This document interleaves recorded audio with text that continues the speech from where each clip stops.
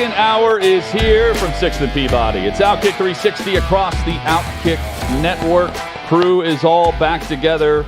Our thanks to Phillip Fulmer for joining us. If you missed all or a portion of that interview, you can find that podcast will be available wherever you download your podcasts. Just search out Outkick 360. You can do the same online through the YouTube channel, and you can live stream through Twitter, as well as listen to the great radio station you're tuned into right now. Speaking of the YouTube channel, we are now also up and live for the final 2 hours of every show from 4 to 6 Eastern Time, 3 to 5 Central on the Outkick YouTube page as well.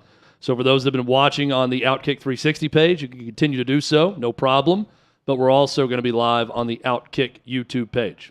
So UCF, Houston, and Cincinnati, they're going to join the Big 12 in 2023.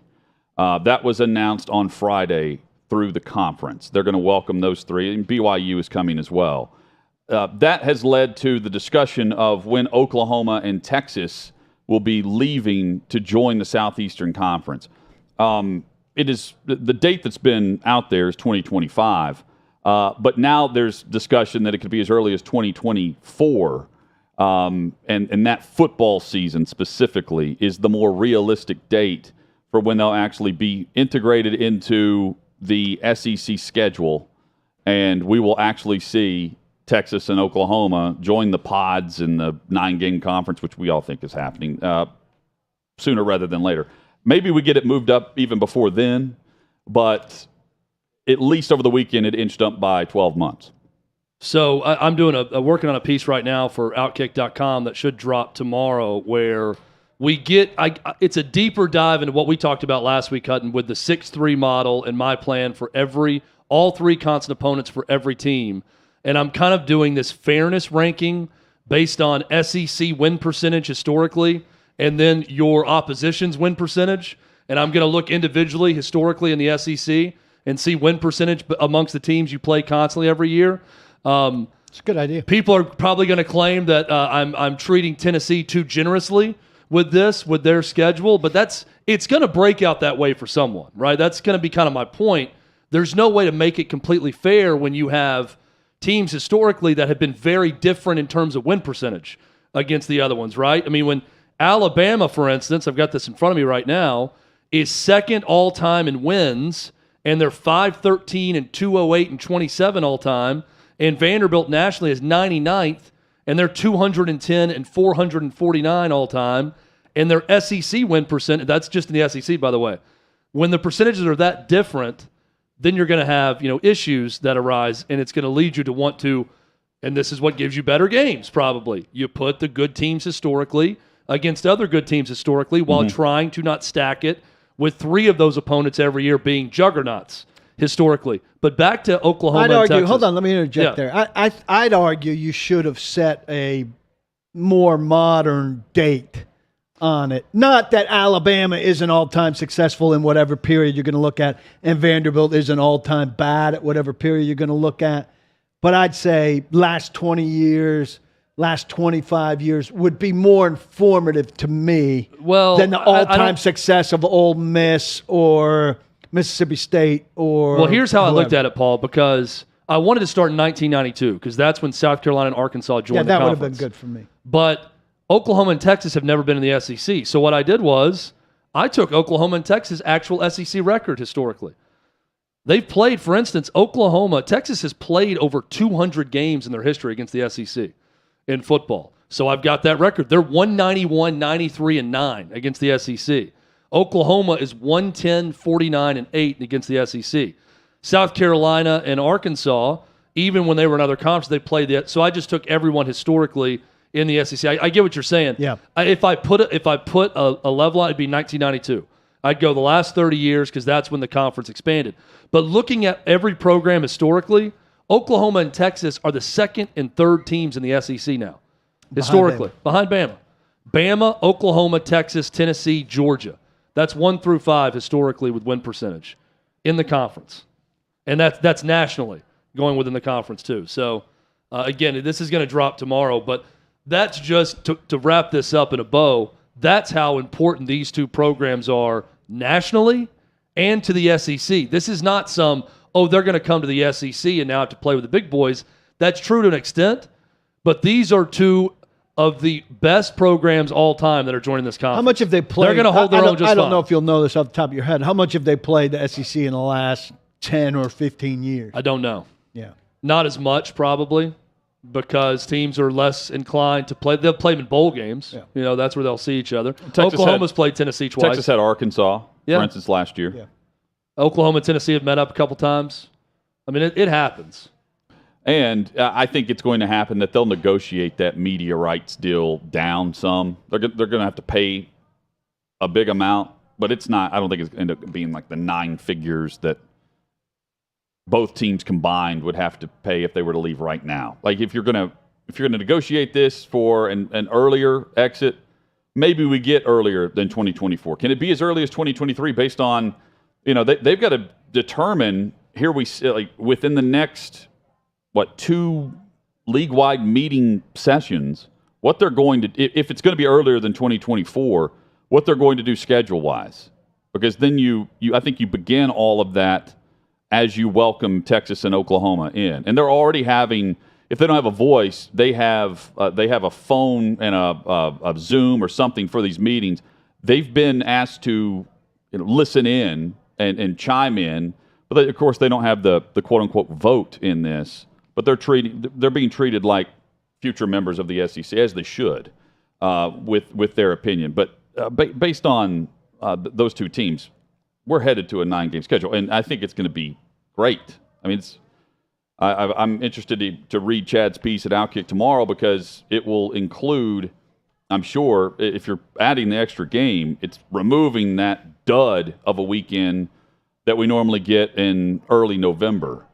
Or mid-November. I'm all for that. But it'll also make some teams much less likely to schedule a good game out of conference.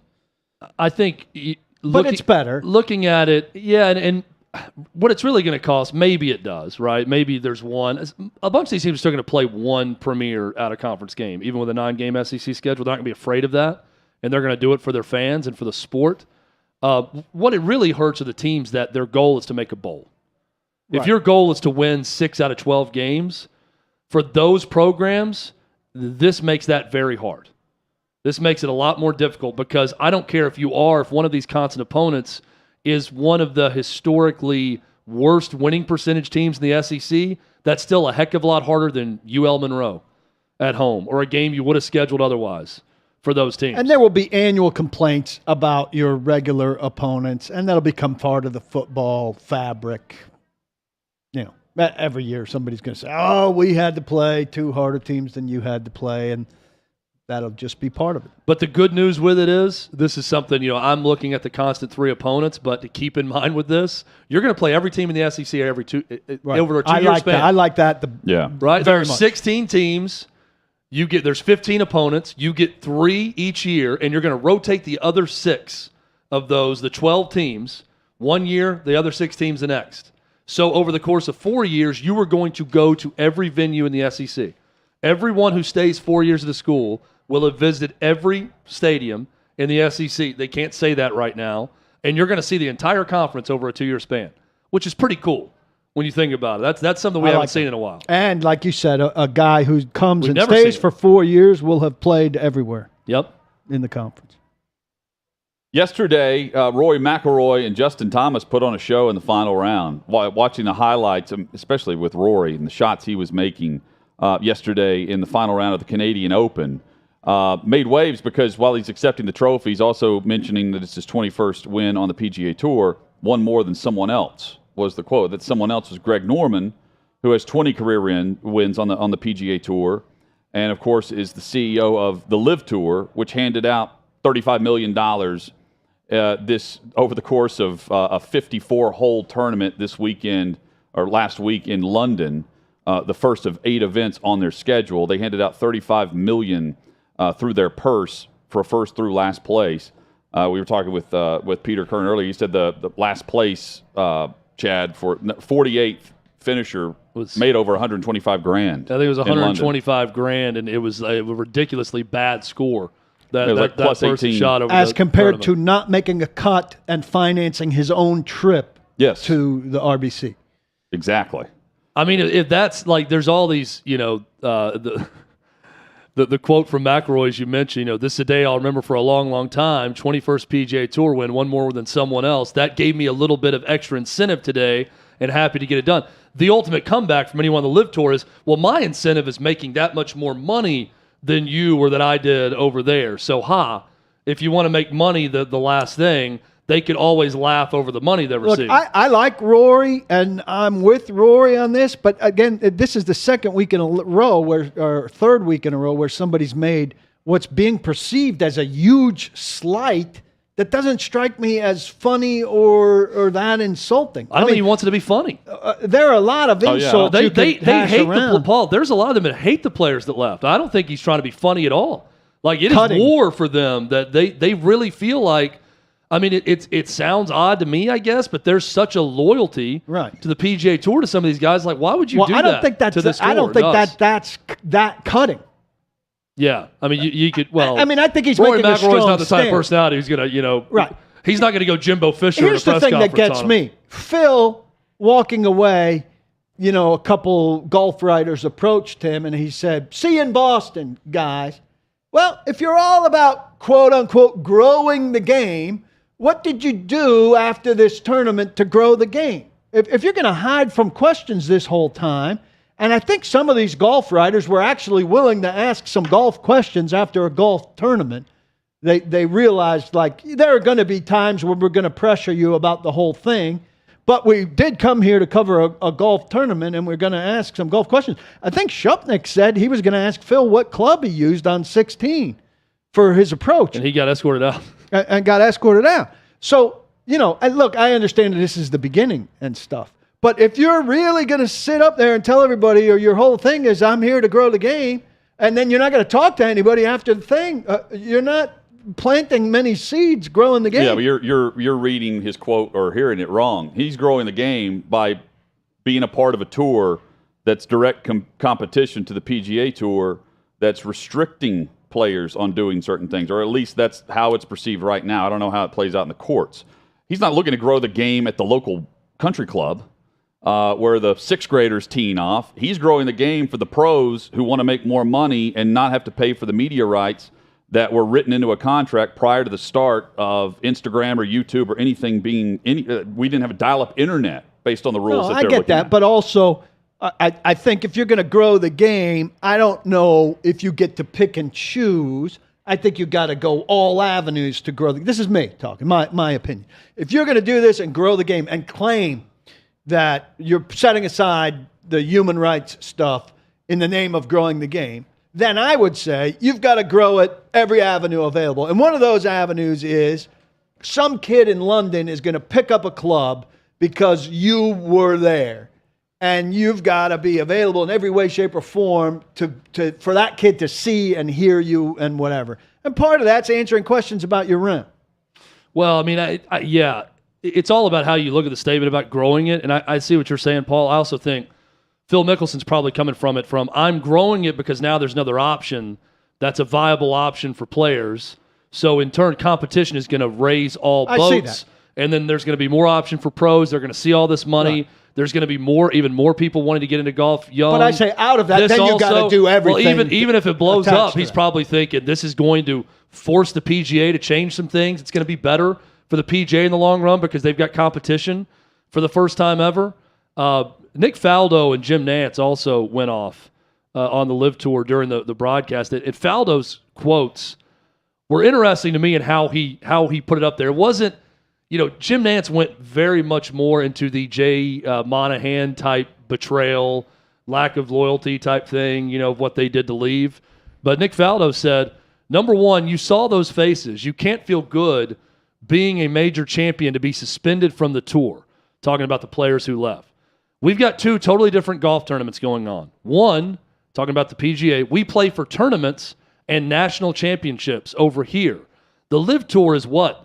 54 holes, no cut, shotgun start. It just sounds crazy. The other thing that is very noticeable, this is what jumped out to me, is the players that left. Obviously, they're in their mid-40s. They've been out here on tour. They've been battling away, and they probably know they can't win out here against the youngsters. So they're taking the easy option to go over and try to win a boatload of cash, calling it the easy option. They don't have to try to win a boatload of cash because they're getting an appearance fee that's a boatload of cash. That's also not the case with Dustin Johnson.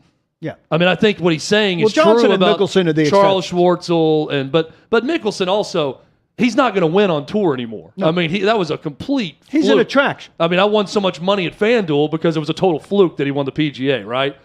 He's just a name and an attraction. DeChambeau's a guy who could still win on the PGA Tour. Absolutely. But he's going to join. Right. So, I mean, he's right now, but I don't know that he's going to be right forever. Well, who's next? There's going to be other ones that jump on board. Who's next? And the question is, what about the majors? That's the biggest question. Well, because the way Tiger talked, it's about legacy, and the legacy is attached to the majors. If you can go play in this and still be welcome at the majors, people are going to go. Well, he's playing this week. Phil Mickelson's playing this week. That's why I said see you in Boston. The U.S. Open is this weekend. And the USGA has already announced that these guys are welcome to play. In fact, Phil Mickelson did a press conference today whenever he arrived at the U.S. Open with reporters where he told whoever is with the USGA and media, I guess they were discussing, like, do you want the presser cut off at a certain point? He said, no, we're going to go as long as it takes. Doesn't the PGA have some hold over the PGA, the major, the PGA? Yeah, that'll be the only major that they do. Okay. Yeah, it'll be the one they can hold them out of. So that's so they can compete in 3 of the 4 and still go take Grand Slam the bag of is cash. going to, yeah, but you're giving up Grand Slam opportunity is the one, Yeah. the one legacy thing. Well, or and I mean, career Grand Slam. There's, Roy McIlroy talking about winning 21 times on tour. That's something. I mean, the other tournaments do matter, but not like none of us are naming majors. them. Oh, we can't tell you who won anything. We don't care. And we're not tuning into a regular golf tournament except if we hear something big's going on, or if you lay down on your TV on a Sunday and flip around and go, oh, here's an interesting. But that's the biggest thing, I think, for the next phase of this. You ask, like, who's next? Bubba Watson has been rumored to be next.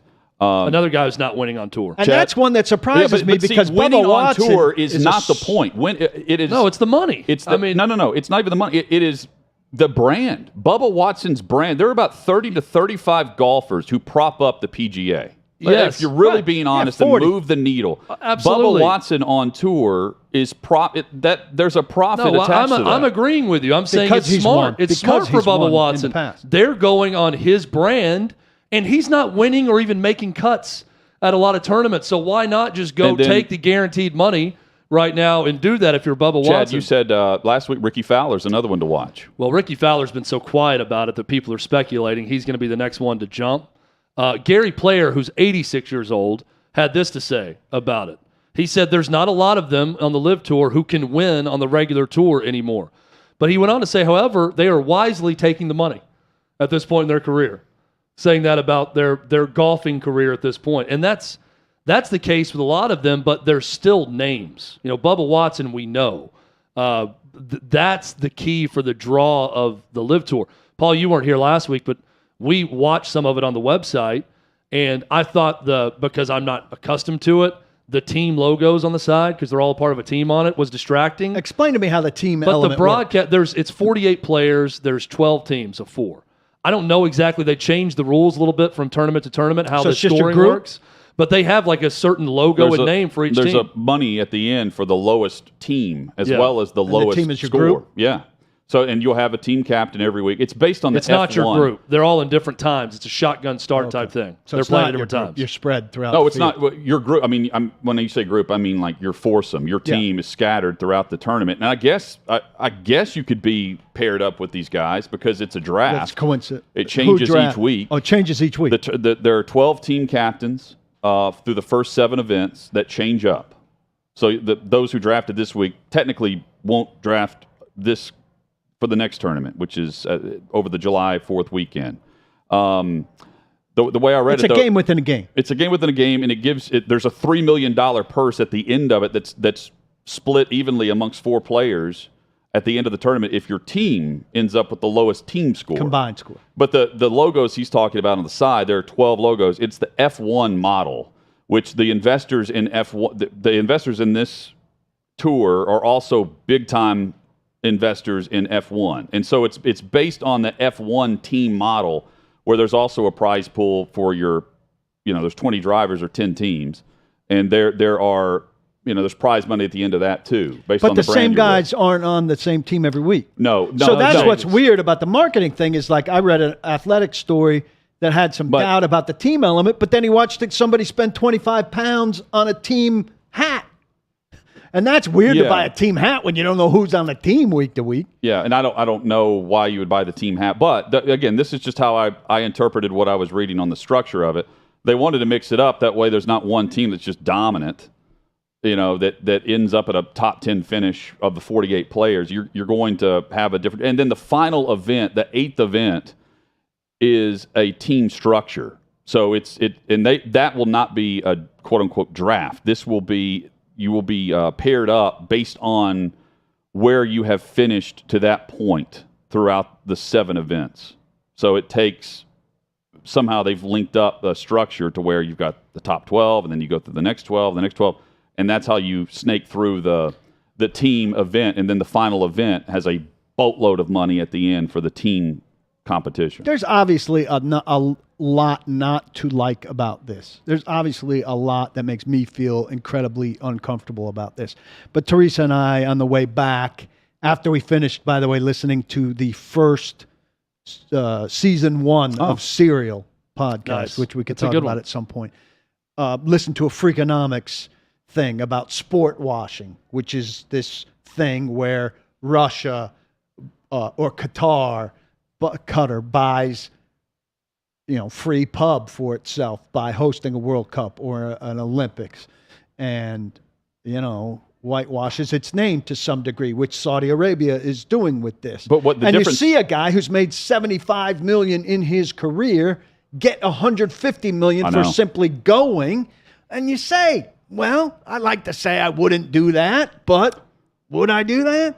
Well, but keep in mind too, for a lot less work. There's a big difference for showing up. The one main difference with what Qatar's doing with the World Cup versus what this 6 of the 8 events are played in the United States. Right. No, 5 of the 8.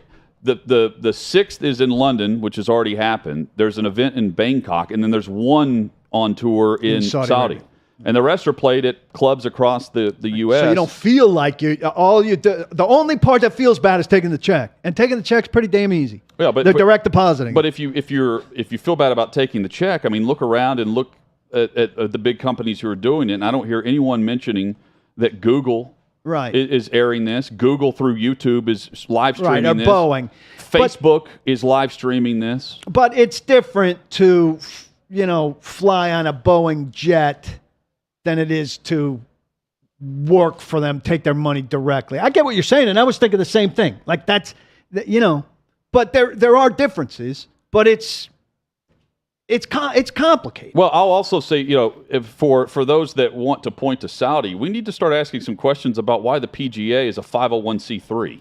Yeah, and it's an outdated model. And they only donate 16% of their money to charity when the standard is 65%. They smartly got out of a lot of tax burdens when they did this, whenever they did it. If, in fact, it changes some of the players' rights within the PGA Tour model, ultimately, there can be some good through this, based on what current members on tour I've talked with last week, at night preparing for the show.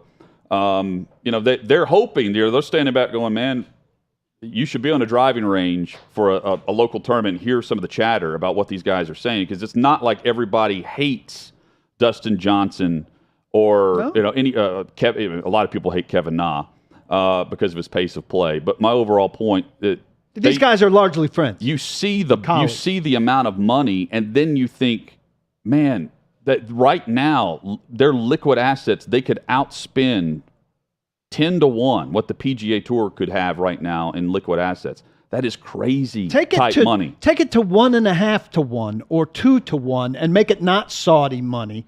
How healthy would it be for the sport? How interesting would it be? Yeah.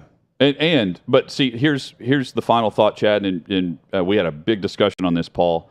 The next thing for me is right now, They have the TV networks on their side. They've called in some favors. There's no doubt about this. Does. Yes, and they don't have a TV network partner for the Live Tour. They've been blackballed initially, though. They don't even need one. But eventually they want one. I mean, But they don't even need it. Is there They could take a loss on this whole thing and not care. Well, they need it just for the validation. Like there is a huge validation with that right now the PGA Tour has is you can turn on the TV and you've got it, right? But again, if they want to truly compete, they need a television partner. But there are 30 to 35 individual brands, in my opinion, that prop up the PGA Tour. Yeah.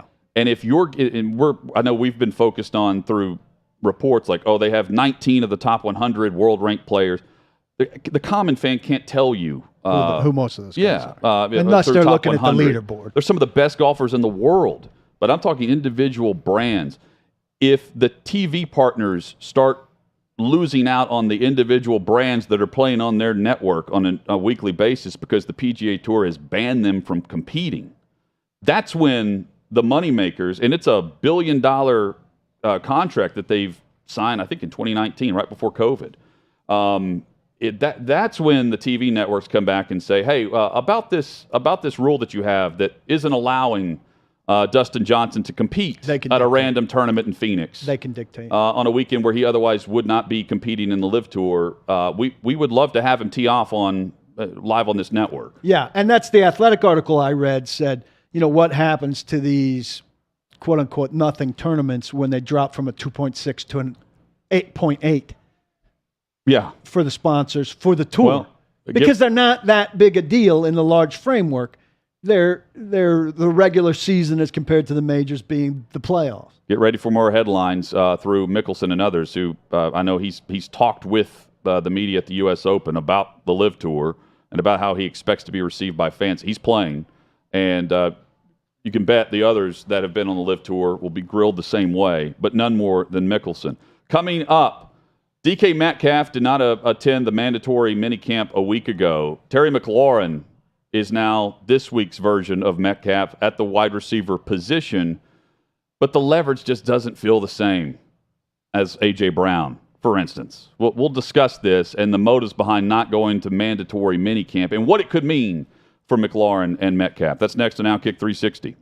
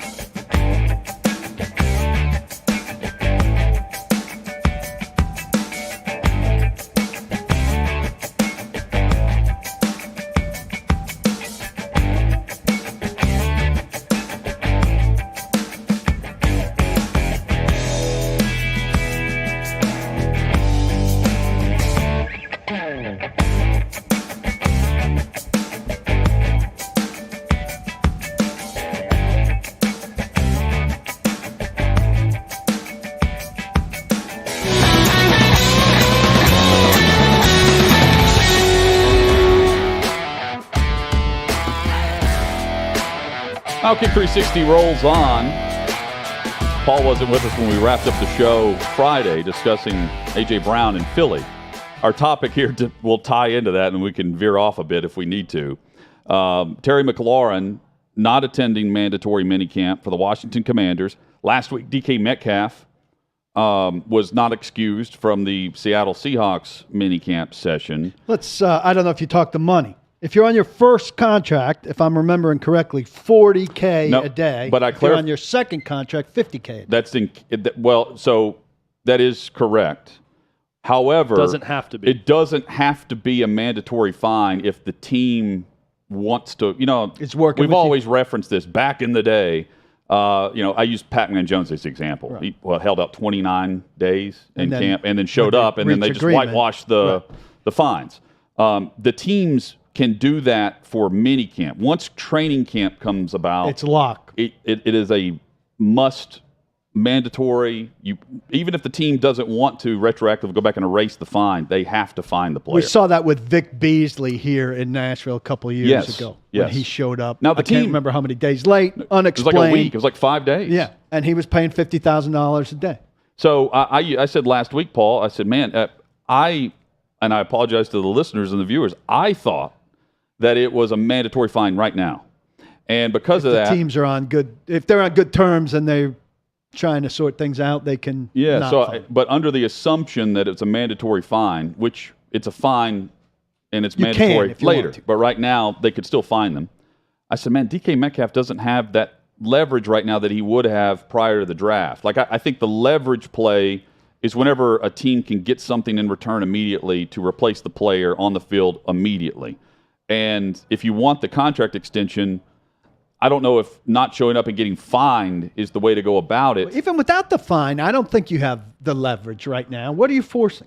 Well, that's the other question. Because the next step is for you not to show up for training camp, and then the fine comes in, and then you can't force anything. And if you force the trade, let's say part of this equation is not just you're forcing the team's hand and you get what you want from them. What if you don't? What if the team trades you and you get something you want from the other team? Does the team then still fine you? I would.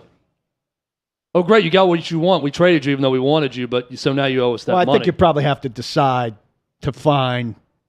Yeah, but if Chad, if you're getting traded, you're getting $50 million guaranteed. Yeah, you're getting what you want. But I'm just curious how that works too. Do they wipe it away on the trade also, or do they take the fine money? I think those teams are thinking like John Lynch is thinking with Deebo Samuel, which seems a lot quieter. But he was there. He showed up last week. But he showed up in part because before that, John Lynch said, I'd be a fool to move him at this stage. He's here. So, and I think these teams at this stage, look, A.J. Brown, as much of an idiot he's making himself look like with his Twitter persona now, and we can get into that, which is new, another chapter.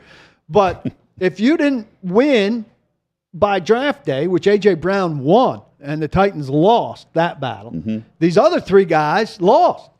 Yes. And they've got no recourse now. Especially, I would understand it if it were, I compared, hypothetically, let's say DK Metcalf or Deebo or Terry McLaurin are on the Indianapolis Colts.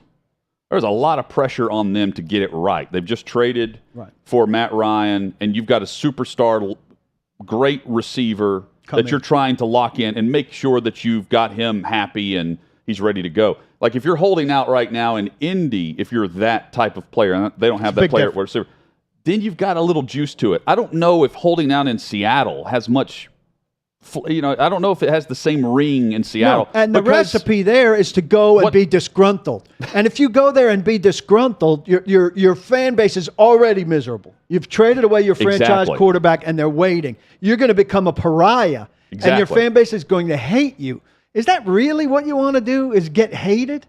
But also, if you want to get traded, play well. Get traded at the trade deadline because you're going to get go either light before it the up draft or and at the make deadline. yourself a commodity that somebody absolutely wants. Are you more likely or less likely to trade for a guy who goes in and I got a hamstring tweak and I don't want to practice this week, coach, and all of that crap? I think the real underlying issue is they have had some talks behind the scenes that, hey, we're going to make sure we lock you up long term. We want you here. Same thing with McLaurin in Washington. And I would think it's headed that direction in San Francisco. Okay. Right, because he's there. But They've said he's going to be there. He's gotten enough good info to show feel good about it. Yeah. But clearly in this case, and one of these guys has the same agent as AJ, right? It's McLaurin, I believe. I think McLaurin has the same agent as AJ and Debo. Yeah.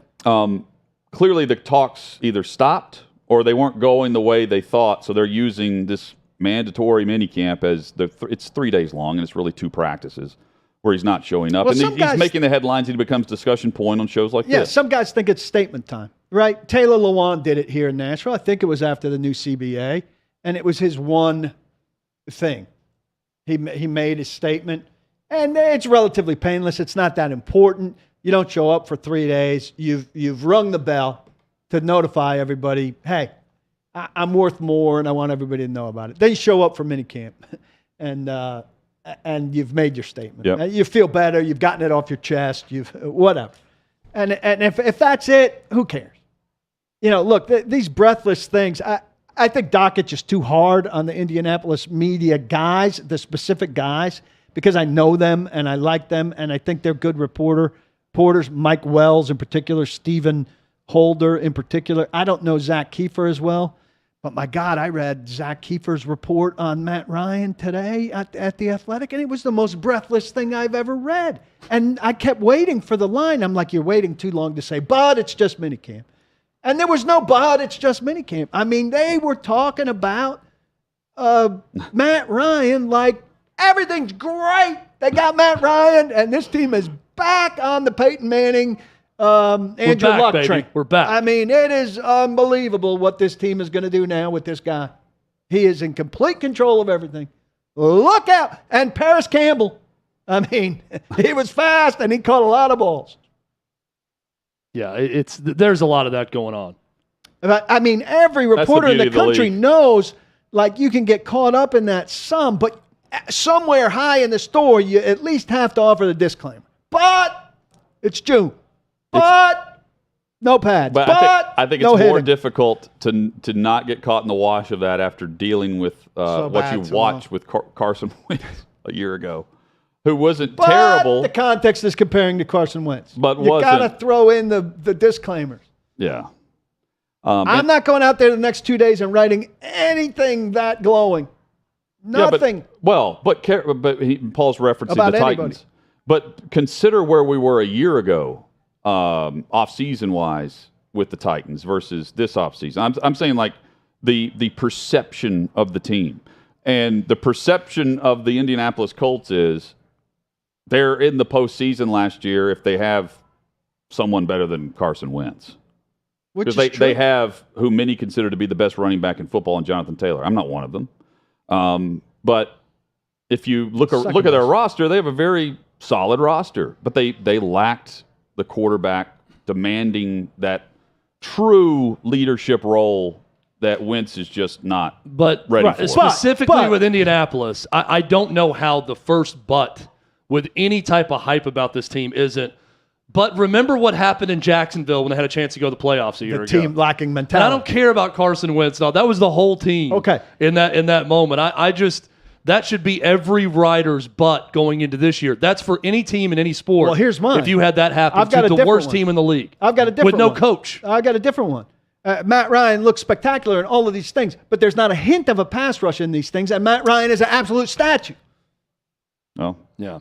No matter how well he throws the ball away, he's going to take sack. It's more of a headline if you don't look good right now and you're a quarterback in the league. Right? Exactly. Coming up, headlines in Major League Baseball, the Braves and Yankees. Yankees have been winning. The Braves, a double-digit win streak now. It's unbelievable. They've won 10 games in a row, and they're still 11. They've won 11 games in a row, and they're still 10 games off the Yankees. Oh, but here they come. They're not playing the Yankees to the World Series, Paul. Also, Celtics-Warriors Game 5. I think we might play between now and then. Minicamp this week opening up for all but 15 teams. 2 teams are already underway as of yesterday. A lot of headlines over the final hour and 15 minutes. Outkick 360 rolls on.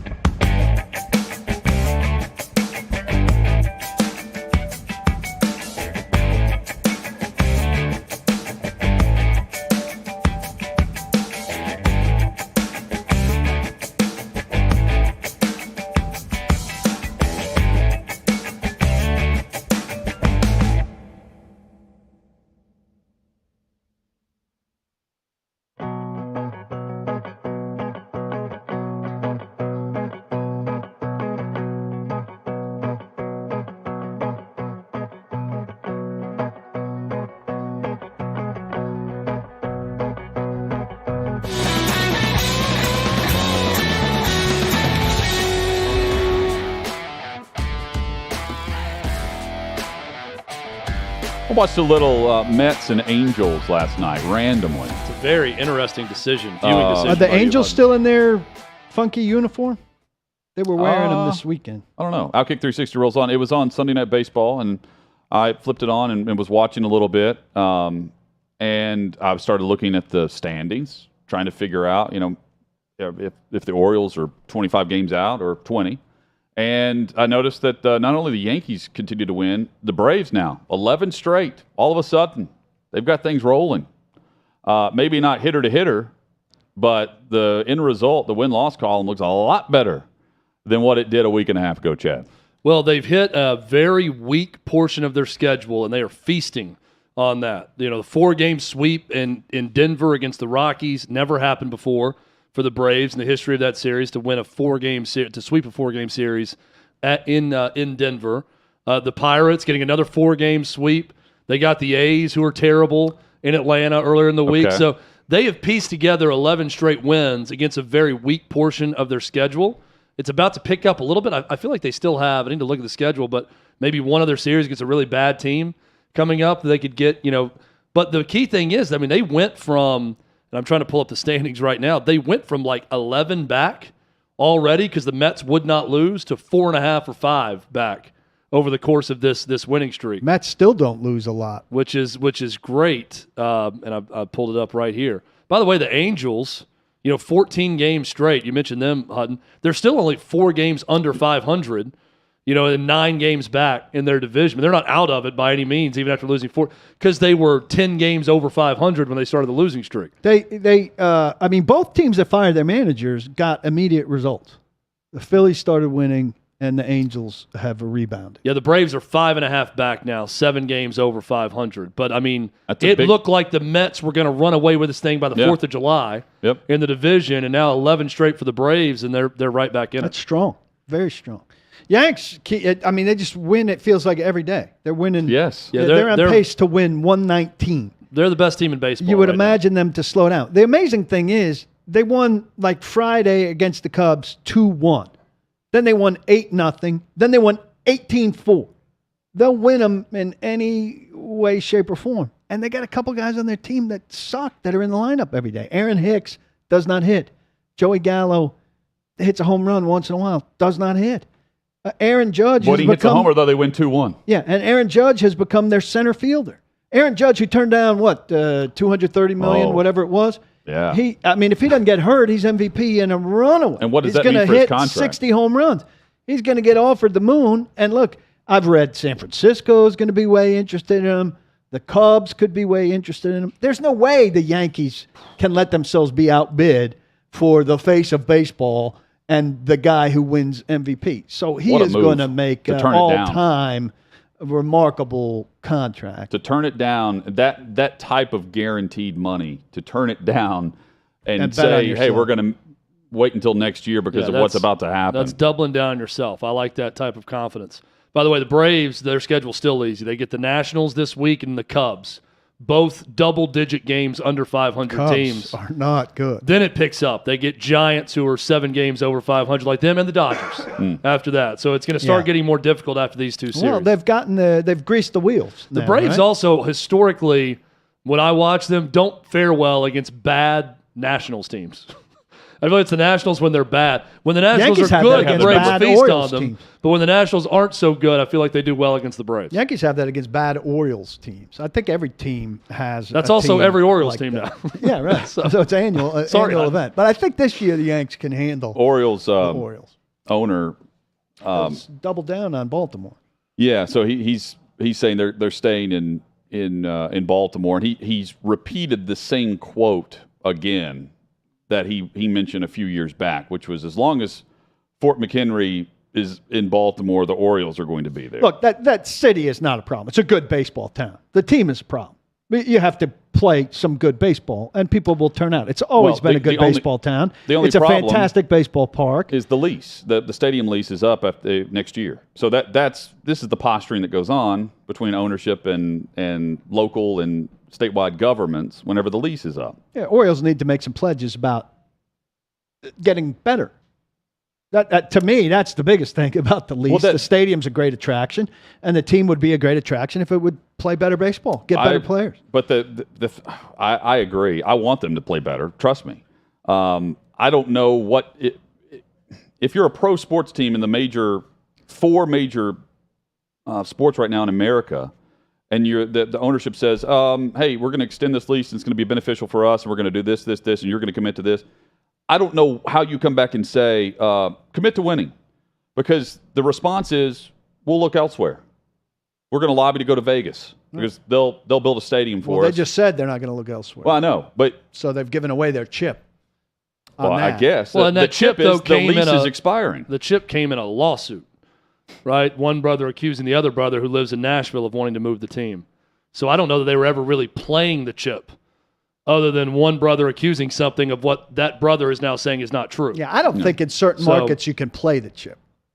Yeah, to me, Baltimore is one of those markets, but they're not leaving. But they're not leaving the same way the Red Sox aren't leaving. But Peter I don't buy that with any market though. Peter if the money's Angelos, right, they'll leave. His son John lives here in Nashville. I didn't know that. Did you? That was the story from the Baltimore Banner. Lives here and has lived here for some time. The difference in the story 5 years ago to now is John Angelos is essentially running the team because of the health of Peter Angelos. His younger brother Louis took it to court saying that he should also get some say in the franchise, which brought up the story about Baltimore leaving. It's not happening, though, and that's coming from John, who lives in Nashville. More on Outkick 360 next.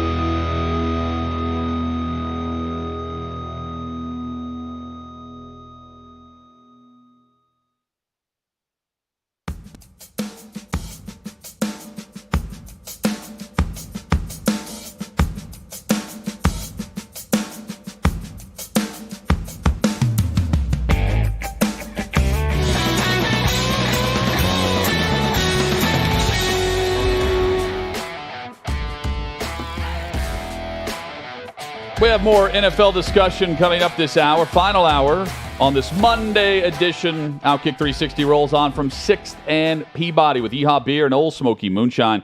First, though, some interesting trends that could happen and to follow with Game 5 of the NBA Finals, which will tip off tonight. Series tied 2-2. Steph Curry's coming off of the 43-point performance to tie the series. He was phenomenal and has been throughout these playoffs.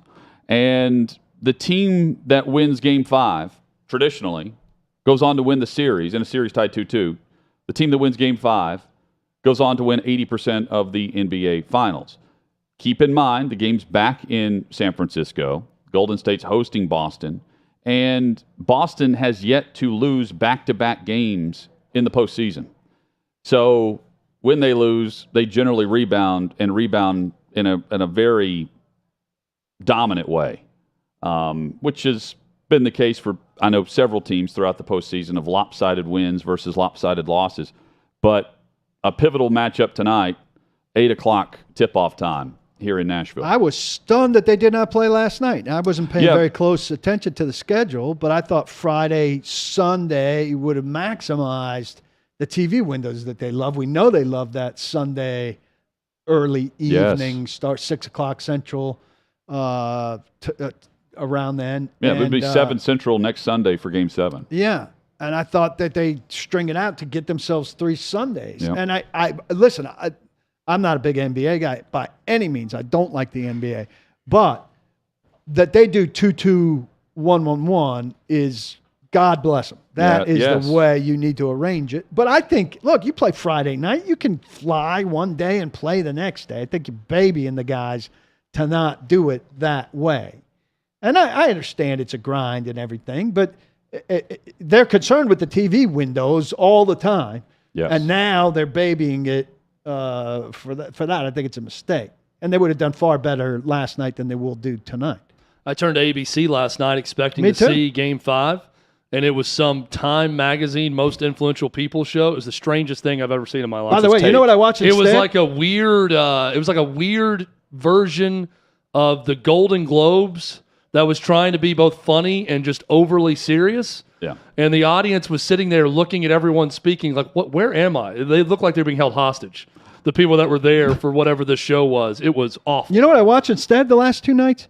CNN had a 4-part special. It's basically 4 hours on Watergate. That was really insightful. It was mostly Dean. Is it John Dean? I'm forgetting his first name. There's a bunch of dramatic.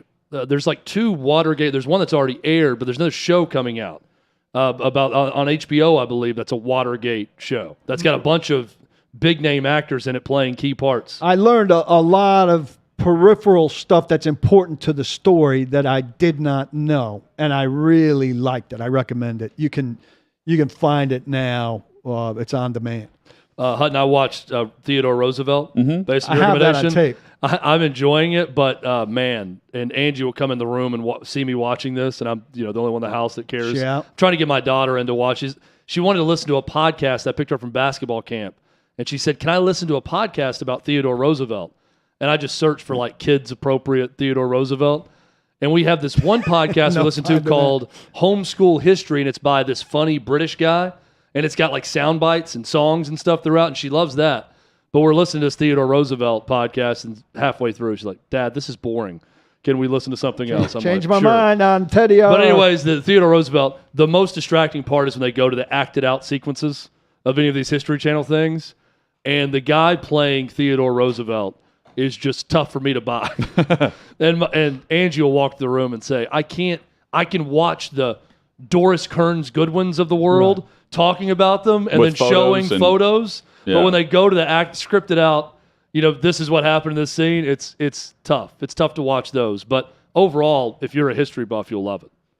I've learned a lot about Theodore Roosevelt watching it. I'm interested. I've got it on tape.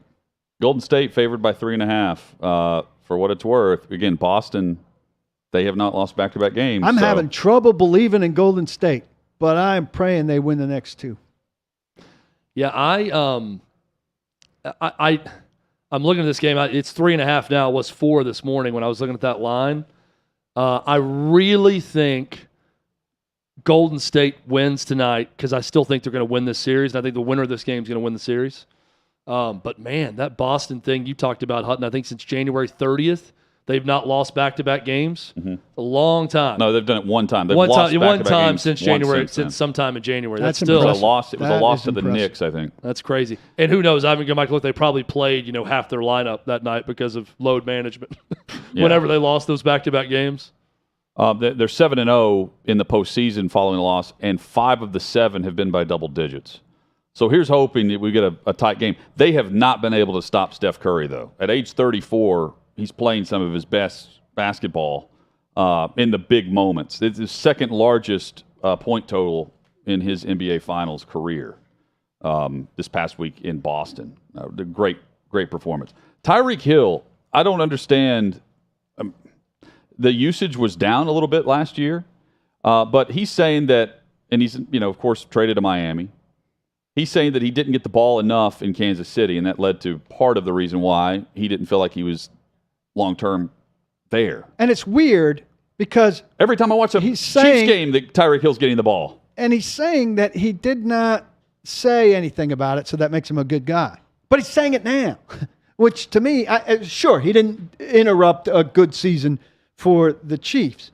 But he's saying it now, which kind of undoes that a little bit to me. I didn't complain it's then. It's better than saying it then. No, it's I will better. say it's better than the alternative of not doing it while you're there. I agree. But it's best to not say it at all because it makes you look really selfish. And let's look at his usage. I haven't done this previous, but he had 135 targets in 2020, and he had 159 targets in 2021. But the targets are not created equal, Paul. He averaged like 3.5 yards less per attempt on those called plays to Tyreek Hill, and that's what he was explaining.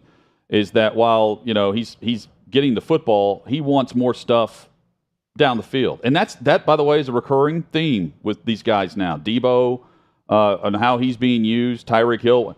I'm thinking, man, if you're worried about not being used deep within an offense, and to his you're going to a shorter throwing. He's headed to Miami, where Tua is definitely going to do that. He had 24 more catches. And so, I mean, he's complaining about the kinds of targets and the kind of catches. I'm thinking, all right, you might have a little thing where you go talk to the coach and the coordinator about the way you're used, but A, you're winning. B, you're getting thrown to 24 more times. You're getting targeted a decent amount more. You're coming out with roughly the same yardage. Yeah, your yards per catch is down, 14.7 to 11.2. Your touchdowns are down 15 to 9. But how selfish does it make you sound when you're again having success in the regular season? You set yourself up for success. You lose an AFC championship game as opposed to going to the Super Bowl. But, he went for first-team All-Pro. He wasn't All-Pro. He was Pro Bowler. But I think it casts him in a bad light. I don't like it at all. Well, they were getting the ball to Tyreek Hill. It just wasn't on those massive plays at the more consistent rate that we've seen earlier. Well, this is good for him. It's getting him used to what he's going into now. They got his yards per catch down. It should get him used to what he's about to see. You want some targets? Here you go. You're going to get a bunch behind the line of scrimmage from Tua. Go with one of the quotes he said on the podcast, which was, "It needs to be said." Podcast, I believe, is the name of it. His first one. He said, "Look, I need some pill time." He's talking about the Rock, the football, and while his yards per catch were down, he's still, Paul mentioned the numbers, he's still getting the football a lot. However, he would say, look, there are times where I'm going to Andy Reid, or I'm going to Mahomes, and I'm saying, I'm on one-on-one on the outside. Can we please get a play deep here? I'm considered one of the top wide receivers and the fastest dude on the field. I don't care that I'm locked up with the best corner. Let's go deep. Let me beat the best corner. Let me go get it. And he said they wouldn't call that. It was a different approach a year ago. It also happened to be the year where I'm sure behind the scenes he's trying to get a contract restructured. And he was instead seventh. He gets paid. He was 7th in targets in the league, behind Cooper Kupp, Devontae Adams, Deontay Johnson, Justin Jefferson, Stephon Diggs, DJ Moore. and it went 191, which is an outrageous amount for Kupp, 169, 169, 167, 164, 163, 159. He's going to get he's right there with everybody but Cooper Kupp. And now think about how often he's going to get the football in Miami. Right? It'll be in a similar fashion, too. Yeah. But they will, and they've got 2 speed options now with him and Waddle to try to come up with a way to make Tua Tagovailoa much more productive and consistent than what we've seen in recent years. Did he go from saying that Tua was as accurate as Mahomes to more accurate? Is he amping it up, or did he just say he's more accurate? And did he repeat it? I feel like he amped it up. I was out of the headlines for a little bit, and then it was a big headline he throws the most again. beautiful ball he's ever seen, or something like that. It was. I don't know if it was necessarily. They did say he was talking about his accurate, and he is more accurate. When you're talking, if you throw it further, you tend to be less accurate. What he said, what he was also discussing was he's like, because everyone knows Tua's under a microscope there, and so all these receivers and coordinator and coach, and everyone's talking about Tua, and they're dissecting these practices. Where the viral video of Tua underthrowing Tyreek Hill, I thought the perfect response was someone, and it was retweeted a ton, had like a montage of Patrick Mahomes underthrowing Tyreek Hill over his career and him coming back and making a massive play. That's why you trade for and extend and pay Tyreek Hill. It's even within an offense like this, he can make some big plays happen for you. But he said, he's like, look, Matt, like everyone's talking about Tua, Matt Moore, I went for like 140 yards receiving with Matt Moore filling in one time. He's like, I don't mean to rip on Matt, but Tua is 10-1 Matt Moore.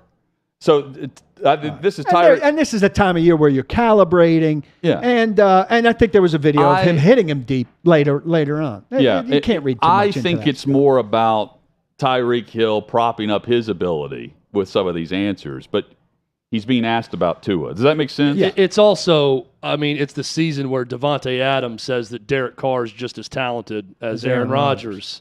And they're very similar from a talent perspective. They just throw the ball a little bit different. What are they supposed to say? Right. Yeah. This is their guy now, right? You're not going to come in there and get asked a question. Man, I don't know what I'm going to do here without Pat Mahomes throwing it to me. This is a big-time downturn watching Tua's ball come in. Well, you could be complimentary without being unbelievable. That's where I have the problem. Hype your guy, but don't talk so crazily that it's. But not if you're believable. asked the question, I'm sure Devontae Adams is asked, "Hey, what's the comparison between Aaron Rodgers and Derek Carr?" And his answer is, they're very similar from a talent standpoint. Well, that's going to turn a lot of heads. But I also hear that and I think, he might actually believe that. I don't. I don't think most people that watch football believe that they're in the same league. But even if so, who cares? Because they're going to always err if you're smart. A.J. Brown might answer differently because he doesn't seem to be very smart. We can talk about that also. But if you're smart, you're going to answer in a way that, well, now I'm going to prop up my guy in my team, and that was my old team and the other guy. You're not going to say, I don't know one receiver that comes in as completely honest as, no, they're nowhere near. And Devontae Adams was hanging with Aaron Rodgers this weekend. Where were they? There were pictures. I don't know. Social media. What's the girlfriend's name? Something Blue? Blue of Earth? Blue of Earth. Now, she has come back and said that's not Aaron like Rodgers. World Be Free. That's not her name. She said it's just Blue. She posted on Instagram, there's all these reports about me that aren't true. One of them is that my name is not Blue of Earth, it's Blue, B-L-U. The of Earth has been made up, apparently. But she confirmed that she is dating Aaron Rodgers. She is not. Oh, she's not. No, I'm sure Aaron Rodgers telling her not to. She's neither confirmed but she's nor not denying it, so that's saying a lot. Neither confirmed nor denied. She just won't confirm. She's confirming that She's Blue now of Earth is not her seeing- legal name. Because Joe That's Kinsey, all she confirmed. Because Joe Kinsey at Outkick has done a great job of investigating the story. She's probably getting hit up by friends saying, "Oh, it's out there that you're dating Aaron," about that, and now she's not denying Blue it. of She's Earth. just saying there's a lot of things being said about me. She didn't come out and say Let I'm me not set the dating Aaron record straight Rodgers. on my name. She said my name is not Blue of Earth. Oh, that was we were mentioning last This dude's week weird. the ability to now make the headlines based on who you're dating. Like there's another level to fame whenever you start get there. making headlines, no matter who you're with. They're not doing that. But that's something Devontae Adams can say. They're certainly not doing that with Derek Carr. you know, in his family. and let's not no underrate one's you. interested in the family dynamic there. Your Well, wife he's like was married with a bunch of kids, right? Yeah, I think Derek Carr's like, but yeah. though we're not following that family dynamic the way we would Tom Brady. Well, I want to speak to your family dynamic. Claire Hutton was making, in my world, Facebook headlines for a picture of her as a young cheerleader, a high school age cheerleader. Yeah. I saw that. Yeah. Yeah, I didn't have a chance to respond, but Claire, I noticed. Angie brought that up to me. What headlines are you talking about she made? Well, she was making fun of the size of her head. Yeah. But I didn't think- Compared to her body. Yeah, I didn't- in proportion, I didn't she was think- like, everyone went through the awkward Like phase. your torso. Where it is. I just never grew out of the awkward phase. Apparently. Like grade 7th through 9th is always that awkward. And then she found this photo, so she posted it, and she was just like, "Is it just me, or like did everyone go Through Go this through a stage growth where spurt. your Everyone's body have to hadn't grow caught up into to their your head. or like Yeah. a South Park I character?" didn't think her head looked that big, to be honest, and I'd be the first one to say, "Look at the girl with the big head." Well, she got a ton of reaction to it. So that and Taco Bell, that's right up her alley. Finding old photos of the Oakland Patriots or Taco Bell Mexican pizza. And she is very upset. I know about about her Mexican post pizza. mainly through my wife, who is a loyal follower, and will say, "Did you see what Claire posted today?" I'm like, "No, I didn't." But go ahead and tell me about it. Why don't you tell me about it? I can tell you want to. Let's chat. We went and watched. Let me pause this Teddy Roosevelt. Hold on one second. Special. Before I get into the Rough Riders piece of this, let me pause this and go ahead and tell me about it. Yeah, speaking of Rough Ride, it could be 3-6 Mafia would be another post of hers, and Jurassic Park. We went and saw the new How Jurassic is it? Park. It's getting mixed Hutton had a reviews from what I great could tell. review to this when I asked him over the weekend in Birmingham about it. Can I give your quick review of Jurassic Park that we were joking Yes, about? because I don't think it You spoils said anything. You said, it was a great review that doesn't spoil anything. You said, it was my one knock on it would be too many humans in the first half of it. it's Too a many very humans. Too much focus on the humans in the first half. Does so this put a bow on it? kind of, but it puts a so it. I think that they are saying this is the last Jurassic World, quote unquote, because they did away with Jurassic Park. That series, and then came up with new actors. It's the same storyline, new actors, and this Jurassic World combines both of the actors together. Right. So you've got to come up with a story. I'm going to guess the humans win. Call me crazy. Humans defeat dinosaurs. I don't want to get into spoilers for this film, and I want to see it also. But I think where they're going to go next, and Hutton, you may agree, is let's start back Jurassic Park. I bet someone's going to have the idea to have a theme park again, and then we're going to start it all over Jurassic Galaxy could also be where they go. They went from a park to a world. Now they'll go to Jurassic Solar System. I think it should ship them to Mars. I don't want it to be the last one because of how they wrap up the ending. They could very well end it, though. It's a good movie for the second half of the film. The first half, though, it's a 2-hour movie. The final hour is filled with action. It's exactly what you want. But when you do this 6 times, and it's practically the same storyline. I can't remember any of the plots of the other ones that I've seen outside of the first one. Yeah, you've got to come up with a way to make it make sense that the two eras come together. So they've got to, in their mind, they came up with a concept that I think they thought was the easiest. It ends up being an hour to get there. An hour to get there. Gotcha. Yeah. So it's good. I like what you're telling me. It's good. It is not Top Gun Maverick. How fast will it be on my TV? Much faster than Top Gun Maverick. Yeah. If Tom Cruise has anything to say about it, that thing will never be on your TV. Yeah. They could probably put that thing in the theater for the next year and it'll still sell, but I sell see, spots. I was talking with Claire and was talking with others. Top Gun and Jurassic Park, if they're out in theaters, I'm going to see them. Like, I just feel like those two films of the summer are worth seeing on the big screen. That's cinema to you. But it's not the film of the summer. It's not the cinema of the summer. Top Gun Maverick, I would go see that again multiple times. If you had the option to see Jurassic Park in the theater right now or Top Gun Maverick for a second time, you should go see Top Gun Maverick for a second time. I've seen it twice in the theater, and I have not seen Jurassic World. I will see Jurassic World at some point. That's one I do want to see in the theater. Do you approve the IMAX experience for that? Yes. Okay, good. Yes. In fact, I wish I may go see Top Gun Maverick on IMAX. This is probably a question only for me. Do they have trailers in IMAX? Yes. Okay, good. Yes, they do. All right. Yes, they do. I don't want to miss out on the trailers. Hit us up on Twitter at Outkick360. Coming up, teams are in full fold for mini camps this week. 15 teams had mini camps across the league 12. 12 teams had mini camps last week. 2 this week have already started, and the rest will begin tomorrow. We'll discuss some of the biggest headlines, which includes Kyler Murray and the Arizona Cardinals, and a strange decision, I think, down in Jacksonville. That's next on Outkick 360.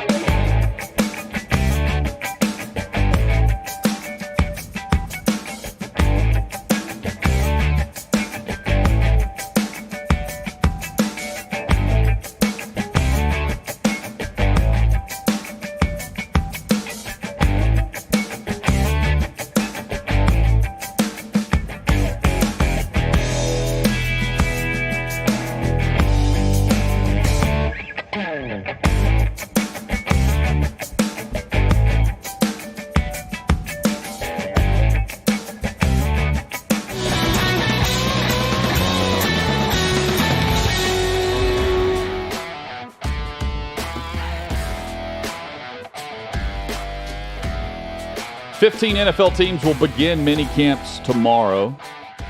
2 started today with Denver and Jacksonville.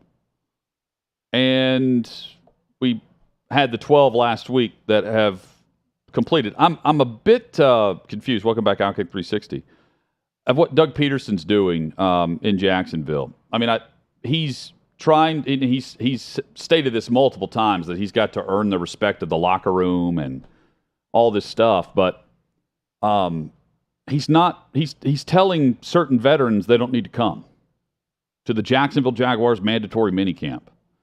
Now, certain veterans will be there. I would presume Trevor Lawrence needs to be there. It's a pivotal year for him. And I understand the concept is he wants to get a ton of reps for the young guys. And then whenever training camp rolls around, the vets show up, and if they've been excused from mandatory minicamp, so be it. I don't know how you don't utilize what little time you have as a coach. I've got a theory. What little time you have in the offseason with your team, how you don't utilize these days for something more than let's develop the young players who, I mean, let's be honest here. How many of those young players are active on game day for that roster? Based on how much they've done this offseason, they spent a ton of money this offseason on vets. And while some will be there, he's excusing most of the veteran roster in Jacksonville. And it's 2 or 3 practices. But still, I mean, it's not like you have 2 months of this anymore. I've got a theory on this. All right. He's going too far the other way. This is a classic example of new guy takes over and wants to be the complete opposite of the previous guy who failed. And maybe this is just Doug Peterson's personality, but this is a sign to me that when you just say veterans don't show up to certain veterans, don't worry about it, that is trying to prove yourself too much to the locker room that I am all about you. It's a new era. We're not going to be a dictatorship here. We're not going to tell you what to do all the time. I think this is an attempt to maybe go too far the other way. I don't think this is totally Doug Peterson's personality, right? We know by personality they went the different way with a hire than Urban Meyer. Yeah. There's no doubt about that, but this is just too much. I don't know how many guys it's going to amount to being. Now, they have a lot of unrestricted free agents that they signed, all right? So who's truly old? Marvin Jones is truly old. Marvin Jones doesn't need a veteran minicamp, I wouldn't think. Christian Kirk, though, I think you would want him there because he's new. Cam Robinson, I don't think you need him there, right? Brandon Scherf, unrestricted free agent from Washington. I would think you'd want him there. Evan Ingram, a free agent from the Giants. I would think you'd want him there. James Robinson, I don't think you need him there. I don't think that's a big deal. Roy Robertson Harris, defensive end from Chicago. That's the problem I have. Most of their older guys are new. Yes. Foley Fatsukasi, the nose tackle, is from the Jets. Malcolm Brown, the defensive tackle, is from the Saints. Josh Allen, their number 1 pick from 2019. Okay, you could, if you don't want him there, that's fine, But they've got unrestricted free agents. Shaquille Griffin from Seattle. Would you want him there? Those are the guys who make up most of their veteran core are new to the team. It's just like it's one thing if and he's doing this as like a compliment to the off-season work they've got in at the optional practices, right? The voluntary practices. Yeah, and they had an extra week. You get an extra week if you're a new head coach. I just I don't, in this day and age with all of the way the CBA is set up for the off-season and the turnover of that organization and that roster, it would be one thing if you bring these guys in and then you just don't practice them, right? You're like, hey, they're here, classroom. But like, there's no meetings. They don't have to show. They don't have to show up to meetings. They don't have to show up to a weight lift with the team. Like, there's nothing. Like, they're just saying, hey, there's a certain select group of this team. Which, by the way, if they're returning, they're a part of a team that was awful. With or without an awful coach, other than 2017, I think the opposite should be like, we may not have to practice Josh Allen, but we need to be good. He should. I mean, it's 3 days. This is not like we're starting training camp and we're beginning this long stretch. I think this also goes to something that you've talked about a lot previously. Off-season does not matter that much. It really doesn't. We get carried away in it. For certain players. Media it gets matters for carried Trevor away in Lawrence. It matters for Trevor Lawrence. It does. Is about to go this. Then they started today. He's working with Doug Peterson now, who's calling play. This matters for Trevor Lawrence in year 2. Yeah, but even these 3 days, you can live without these 3 days. Any team can live without these 3 days. No coach is going to tell you, I got to squeeze every single drop out of all of these days. Most of these 3 days, I don't know what happened last week. You can tell me. A lot of teams will scrap the 3rd day. Mike Vrabel in Nashville, odds are very good. He scraps the 3rd day. Says after practice on Wednesday, we got everything we needed out of this. Yeah. We're going to do something fun, team building on Wednesday, and they'll go, Thursday, and they'll go to Fort Campbell or play paintball or something. I think not paintball, by the way. Arthur Smith said in his press conference, the Falcons won't be playing paintball because at a previous stop, his team played paintball and somebody got hurt and missed time. Well, Arthur Smith's previous stop was here, unless they did it at the Redskins when he was at the Redskins and they were the Redskins, which was pretty brief. So Arthur Smith is saying some Tennessee Titans that year where they played paintball on the last year, somebody got hurt and missed time. It goes back a ways with him. It goes back to Munchak, really, in that era here in town. Here's why the mandatory minicamp is important and the fines are there for 3 days when you've had, a month and a half of voluntary OTAs in some capacity.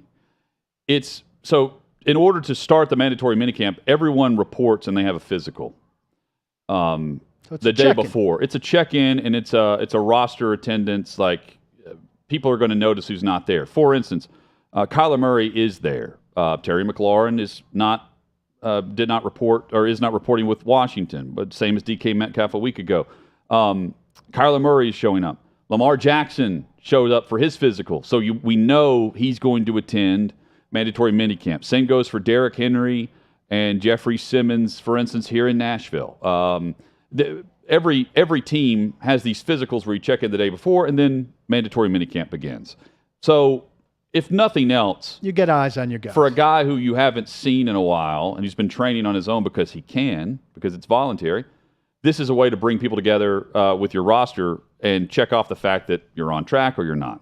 That's really what we're talking about here. Other than that, not much changes from the recent OTA practice. And you talk about a veteran team like the Titans. You mentioned Simmons. Well, the Titans during their entire OTAs haven't seen Simmons, Danico Autry, Harold Landry, or Bud Dupree. Right. Those 4 anchored their entire team last year as the front 4. Now, if you go from February to late July without having seen the 4 guys who are the core of your team, a front 4 that rushes without help, I'd be a little scared. I don't think they're out gallivanting and doing nothing, and I trust them all to be in shape and all of that. But if you're Mike Vrabel, if you're Shane Bowen, the defensive coordinator, I think you certainly would like to see them for a couple days just to make sure everything's fine. And that's what it amounts to, like you're saying. And it's been on the calendar. They've known, this is not that hard of a check-in here to show up, get your physical, move on. The detriment would be what happened in Indy last week, Paul, where it's known and it comes out that Darius Leonard's about to have back surgery. So he's going to miss not only training camp, they hope to get him back by the time the regular season rolls around. Now, did he do something new? Or no, it was something they were monitoring whenever they checked out of the interviews at the end of the season, this is the like regular season. Michael Thomas. They've brought him back, and they need a procedure done. This is like Michael Thomas last year, where you don't. I don't understand how you don't have the surgery on a timetable where you'll be fine 2 weeks before the regular season starts. I know. I think not Peterson. Frank Reich said this was something that we thought we could get by with medically without a procedure, and turns out it hasn't improved. It's a weird.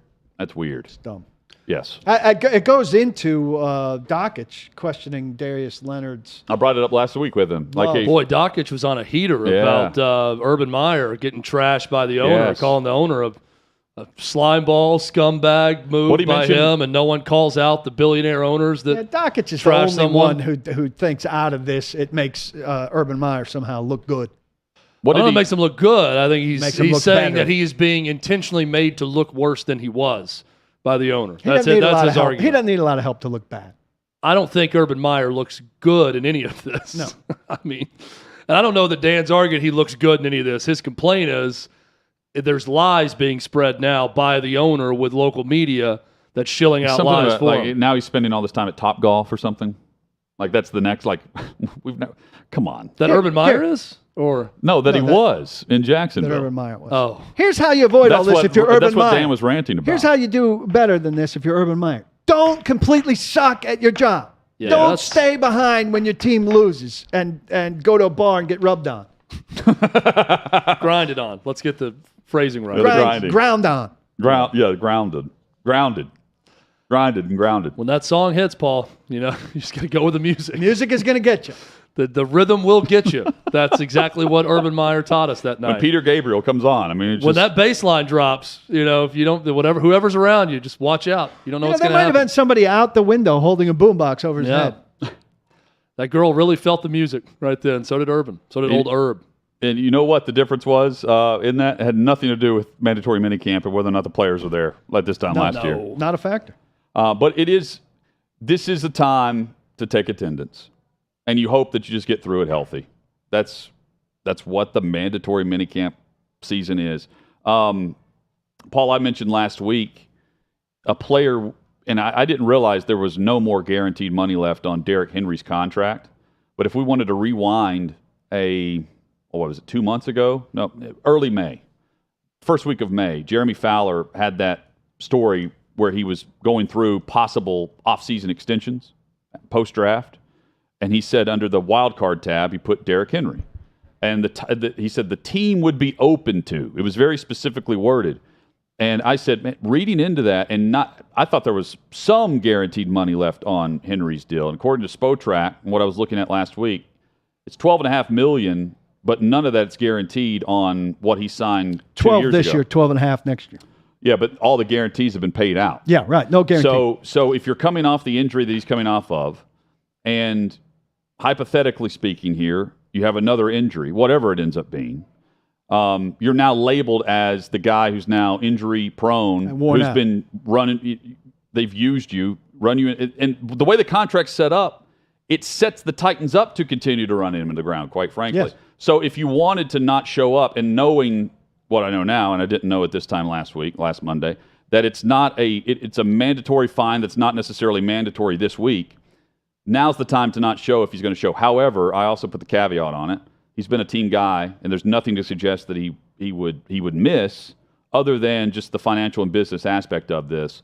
Because even whenever he was franchise tagged, that led to this 4-year agreement that he's currently under and going into year 3, there were no issues behind the scenes that there was a distrust whenever the tag was used initially because they quickly worked out an extension. Right. And look, it was a fair deal both ways. I mean, Derrick Henry basically conceded that he wasn't going to absolutely break the bank as a 2-down running back. And he got 25.5 guaranteed over the first 2 years of the deal, which isn't phenomenal, but was pretty good. And the Titans got themselves a deal where if he fell apart, they could get out. Now, I don't see any circumstances where he doesn't make his $12 million this year. I think it's effectively guaranteed. Like, you see any circumstance where Derrick Henry isn't on the roster this season? I don't. Well, but this is more than just $12 million. This is about the next 30. So if he gets hurt again, what is Derrick Henry worth for a contract extension now versus 12 months from now if he's coming off another injury? Yeah, well, that's why I think that the Titans are in the catbird seat, and I think they would want to stay there.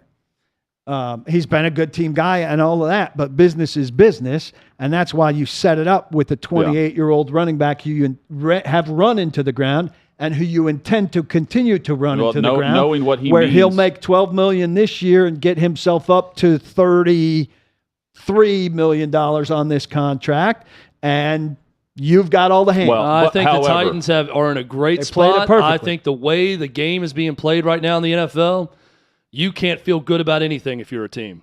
Because all it takes is one guy saying, oh, you know what? I'm going to sit out. Yeah. Good luck. I'm your offense. So either make me happy or I just won't play. Well, is he your because offense? there's two. But what direction is it Yes. going? A.J. Brown did that. A.J. Brown was their passing offense. Showed that all year when he was out, right? Yep. And what'd they do? The Titans didn't want to go down that. So what did A.J. Brown get in the end? Exactly what he wanted. What did the Titans get? Not what nothing. they wanted. But they wanted A.J. Brown to play under his contract. But the one thing is, when A.J. Brown was out last year or not used, they sucked. And when Derrick Henry was out last year, I understand they lacked the home run punch, but they ran the ball just as effectively But if you with are, scrap parts. But my point is, and not to compare those two situations, but if you are important to your team, and this is not good for the NFL fan in the end, the players have the leverage. They are winning this battle right now. They are winning this game, not the team. And I will reiterate this over and over, and I'm not anti-player. But typically what is best for the fan is what's best for the team and the league and not the player. And we are entering into a world now where the NFL is starting to look a lot more like the NBA. And the NFL is more popular than the NBA for a lot of reasons, but one of them is because the NFL is more team-controlled and league-controlled. And I know there's no guarantee contracts now. Well, Cleveland's changing that. But I think if it gets to this point where more and more players win this battle, that's not necessarily a good thing. So when do you feel confident about one of your best players if you're the team? It's the moment you sign them to a long-term contract that puts you in a bind in the salary cap. That makes them happy. That's where you feel good about that player because then they're going to be happy. That's the only way. I think if Derrick Henry held out, we'd get the typical line from Mike Vrabel. He'd say, we're working with who's here, and the Titans would have Ryan Tannehill turn around and hand the ball to Hassan Haskins. But, Paul, this is exactly my argument last week. Ryan Tannehill would turn around and hand the ball to Hassan Haskins and then throw to who exactly at wide receiver? Robert Woods. I'm not Robert saying it's Woods better. Is coming the off receiving an ACL, thing concerns me. they've not 100% cleared and shouldn't at this point for contact. They've got a Traylon rookie Burks. wide receiver who wasn't even there for the open practice I was at last week on Tuesday. But apparently has finished some practices, but wasn't there because he has asthma. I'm concerned about receiving. But again, like the one thing I think you don't have to concern yourself with is the run game. And Henry being a part of, consider everything often. I'm going to write a column that's going to post Wednesday morning on this at Outkick.com. I think a lot of people are writing off Henry based on what we saw with the run game last year. It's a completely different dynamic. And the Titans are set up still to go through him, despite him coming off the injury, because they have different pieces on the offensive line now. That's going to take some time to come together. They don't know the right tackle. They've got a new left guard. They've got their right guard who is trying to earn a contract. But again, they haven't gone all in on him contractually with Nate Davis. You've got Taylor Lewan who hasn't stayed healthy recently. There are a lot of questions up front. Tons of questions at wide receiver. With their rookie now, A.J. Brown not being there, brand new tight end, rookie tight end playing the number 2 role. There are a lot of questions where I think the one constant they have is Derrick Henry. And for better or worse, I think they're still going to be a run-oriented team to begin.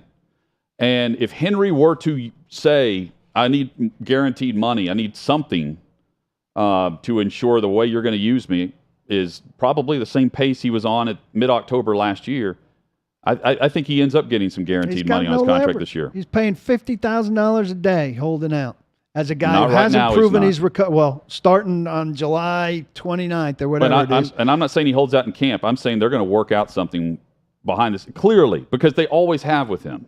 They've always been. Well, it's only been one time. In that one time, they've taken care of him with the guaranteed money. That was his second contract for running back. Second contract with the running back's not a problem.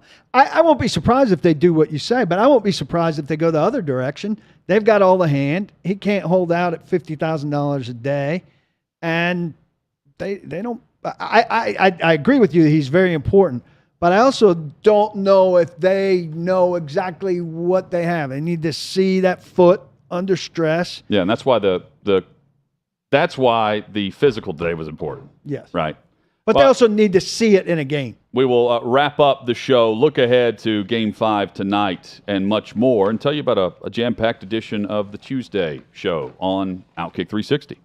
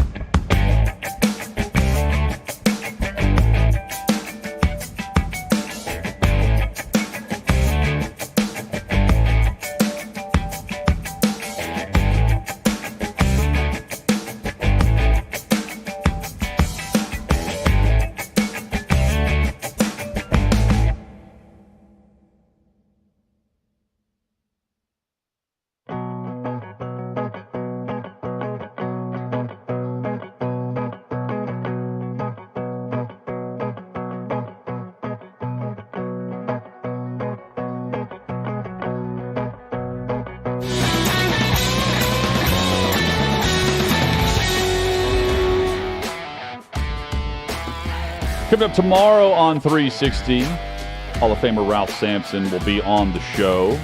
John McClain, another Hall of Famer, will join us. And I'm sure he is headed to the Crimson Tide Hall of Fame, the Alabama Hall of Fame at some point. Maybe the Alabama Sports Hall of Fame. Bo Scarborough will be on the show tomorrow as well. He's in the USFL. Chad, you and I watched him play. Plays for Birmingham, where the Stallions lost for the first time. We saw history, Paul. We saw some upset Stallions fans in the house. That like people, yes, I they think people were. who just showed up for the first time, like, hey, the Birmingham Stallions are 8-0. Let's go. And we're very disappointed to watch their first game. Felt cheated to see the undefeated Stallions go down in that game. Did you read about McClain's pitch? I saw McClain's. I saw a still photo of him on the mound, and was shocked to see him in shorts. Really? Like he wore the same all black getup, but black shorts, black button up, short sleeve How are those dress yams? shirt. He had to get loose. How does Yams? He looks like a Had to be guy loose. who could squat some weight. Oh, we will. Can we get like a cell phone video, I wonder, of Surely this? we can. And then we can turn that around for the show tomorrow whenever he joins us. It also looked like his legs have not seen daylight in about 37 years. That's why I was shocked to see him wear the shorts, even in the heat. Maybe the roof was closed that they day. I gotta don't know. close the roof in that kind of weather. I think he wanted the mobility. Right? It was more about What is mobility for the pitch. What is it about a retractable roof that is never used in sports? At football, they're never used. Like if you have one, like it's always like a scramble right before to know, like, do we need weather today, or it's a retractable roof? Like, do we need to let the fans know what today's weather forecast is for the game, which is sponsored? Because half the time when the Titans are on the road, we would be doing that and I'd be thinking, well, there's no true weather because we're in the dome. Or in Indy, it was always last minute. You had to declare it by 90 minutes before kickoff or something. Yeah. As our intern gets going, We never use it. next week, I'm not going to ask this of her now, but I'm going to do things like this and say, find me the team that is closest to 50-50 in all of sports on dome open versus dome closed. And I will applaud the hell out of that team. I'm That thinking truly maybe use it. like Arizona. Using the function. Do the Diamondbacks, I feel like that's kind of split in terms of closed Don't know. versus open. I don't care if it's I've been there and it was closed. baseball, whatever. Okay. I want the team that stays as true to, if it's a 60-40 split, I'll be thrilled. 70-30. I saw Randy Johnson pitch there, and it was closed. Nice. Game 5 tonight. I'm taking the Celtics. Money line. Guys, Chad went with Warriors earlier. Paul? Warriors. I'm going to Game go 5 Warriors. I think the determines the Warriors series. cover the 3.5 and I win. do too. Cover. Pivotal game in the NBA Finals. We'll recap that tomorrow. Plus, some great guests on tap. Hope you'll join us for Outkick 360 across the Outkick network. If you fell out of practice while I was away, don't block the box and do lock your locks.